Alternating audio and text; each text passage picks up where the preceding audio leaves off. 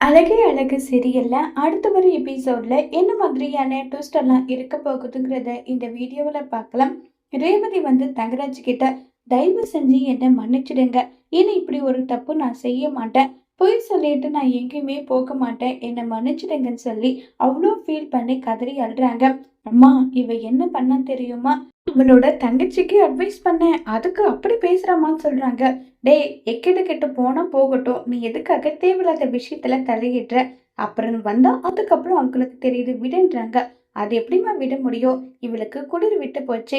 இனி இப்படி ஒரு விஷயம் அவ பண்ணவே கூடாது. இந்த தங்கராஜை எதிர்க்கவே கூடாது. அந்த அளவுக்கு அவளுக்கு தரமா பெருசா ஒரு விஷயத்த நான் செய்ய போறேன்னு சொல்லிட்டு ரேவதியோட கையை பிடிச்சி வாடி வெளியில பா வெளியன்னு சொல்லிட்டு வீட்டை விட்டு வெளியே தள்ளுறாங்க. உடனே தங்கராஜோட அம்மாவால இதை தாங்கிக்க முடியறதில்ல. உடனே இங்க பாருடா, என்ன இருந்தாலும் எது பண்றதுனாலும் வீட்டுக்குள்ள பண்ண, வெளியில 4 பேர் பார்ப்பாங்க. எதுக்காக தேவையில்லாத பிரச்சனை? அம்மா, 4 பேர் பார்க்கட்டும். அப்பதான் இவளுக்கு இப்படிப்பட்ட ஒரு அசிங்கமே தேவைப்படும். இனிமே அவ வீட்டை விட்டு வெளியே போயிட்டு அந்த மலருக்கோ இல்ல அந்த குடும்பத்துக்கோ ஏதாவது ஒண்ணு செய்யணும்னு நினைச்சா இந்த விஷயம் மட்டும் தான் அவளுக்கு ஞாபகத்துக்கு வரணும். அந்த மாதிரி நான் பண்ண போறேன்னு சொல்லிட்டு தங்கராஜ் சொல்றாங்க. உடனே தங்கராஜோட அம்மா, வேணாடா பாவண்டாவ, என்னடா பண்ணுவா வெளியே இருந்துன்னு சொன்னா கூட அம்மா உள்ள போன்னு சொல்றேன் இல்லைன்னு சொல்லி திட்டி அனுப்பிடுறாங்க. என்னங்க, நான் இப்படி பண்ண மாட்டேங்க, ப்ளீஸ்ங்க, என்னங்க என்னங்கன்னு சொல்லிட்டு ரேவதி கதறி அழுதுட்டு இருக்காங்க. தங்கராஜுக்கு அதுக்கு எந்த ஒரு ரெஸ்பான்ஸும் பண்ணாம அமைதியாவே நின்றுட்டு இருக்காங்க. அடுத்ததான் நம்ம மதி மலர் 2 பேரையும் காட்டுறாங்க. மலர் ரொம்பவே அழகா ட்ரெஸ் எல்லாம் பண்ணிட்டு அவ்வளோ அழகா இருக்காங்க. மதி பார்த்ததும் ரொம்பவே அழகா இருக்கீங்க, பார்க்க சூப்பரா இருக்கீங்க, அழகா இருக்கீங்க நல்லா சொல்லிட்டு இருக்காங்க. இதை கேட்டதும் உடனே ரொம்பவே சந்தோஷமா இருக்கு. ஆமா, எங்க அவர் வரலைன்னு சொல்லிட்டு கேக்குறாங்க. இதோ கால் பண்றேன்னு சொல்லிட்டு கால் பண்றாங்க. பாக்கியராஜ் அவங்களுடைய ஃப்ரெண்டு கிட்ட வண்டி கடை வாங்கி எடுத்துட்டு மலரு, நான் வெளியே தான் இருக்கேன்னு சொல்லிட்டு இருக்காங்க. சரி சரின்னு சொல்லிட்டு இப்ப மலரும் வெளியே போறாங்க. அத்தை மாமா யாருக்காவது தெரிஞ்சா ஏதாவது பிரச்சனை ஆயிடுமா? அதெல்லாம் எதுவும் ஆகாது, நான் இருக்கேன்ல பாத்துக்கிறேன். அவங்க எந்திரிக்கிறதுக்குள்ள நீங்க வந்துட்டா சரி, ஓகேவான்றாங்க. ரொம்ப தேங்க்ஸ் மதி, நீ இல்லனா இப்படி ஒரு விஷயம் என்னுடைய லைஃப்ல நடந்திருக்காது. ரொம்பவே நன்றின்னு சொல்றாங்க. இதுக்கு எதுக்காக நன்றி? அதெல்லாம் ஒண்ணும் இல்ல, கிளம்புங்கன்னு சொல்லிட்டு வெளியே அனுப்பி விடுறாங்க. வெளியே அனுப்பி விட்டதும் மலருக்கும் பயங்கரமா ஒரு சுதந்திர பறவை எப்படி இருக்குமோ அந்த மாதிரி மலர் பயங்கர ஹாப்பியா இருக்காங்க. உடனே மதி உள்ள அனுப்பிட்டு பாக்குறதுக்குள்ள லக்ஷ்மி வெளியே நின்றுட்டு இருக்காங்க. உடனே மதிக்கு பயங்கரமா ஒரு மாதிரி ஷாக் ஆகுது.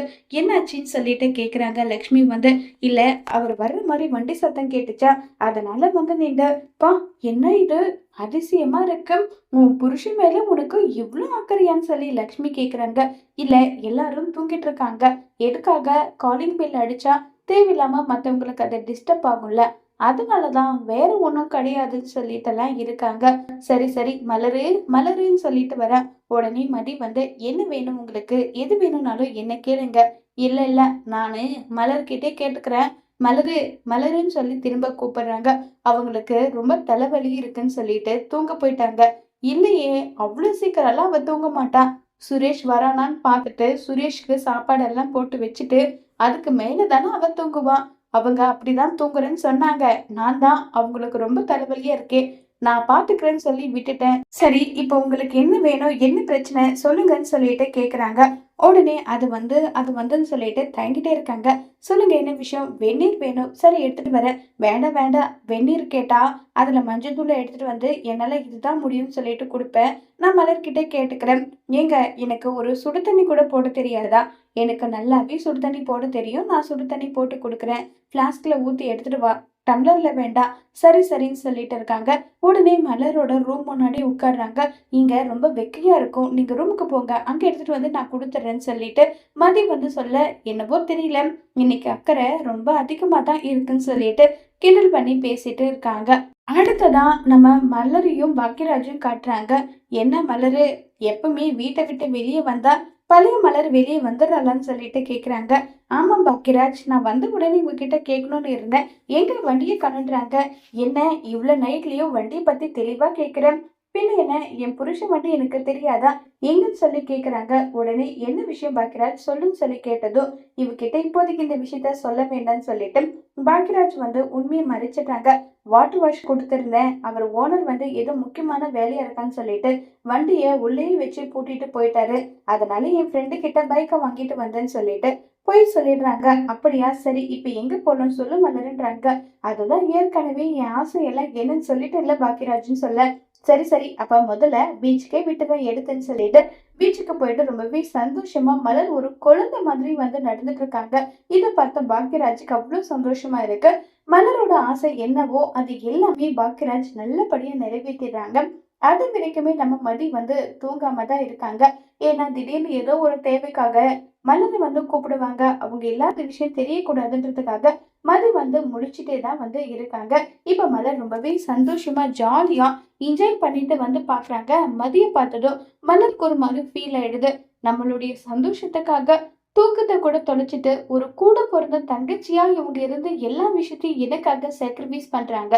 இதை நினைக்கும் போது எனக்கு அவ்வளவு சந்தோஷமா இருக்குன்னு சொல்லி மலர் வந்து மதியை கட்டி பிடிச்சி ஃபீல் பண்றாங்க. இதுல என்ன இருக்கு, எனக்கு ஏதாவது ஒரு தேவைன்னா நீங்க செய்ய மாட்டீங்களா? சரி சரி முதல்ல போங்க ரூமுக்குள்ள போயிட்டு அட்லீஸ்ட் ஒரு 1 ஹவராவது தூங்கி ரெஸ்ட் எடுங்கன்னு சொல்லிட்டு அனுப்பி விடுறாங்க. மலரும் ரொம்பவே சந்தோஷமா அங்கிருந்து கிளம்பி போறாங்க. உடனே பக்ராஜ் வந்து ரொம்ப தேங்க்ஸ்பா, மலர் அவளுடைய பிறந்த நாள்ல இவ்வளவு சந்தோஷமா இருந்து பார்த்ததே கிடையாது.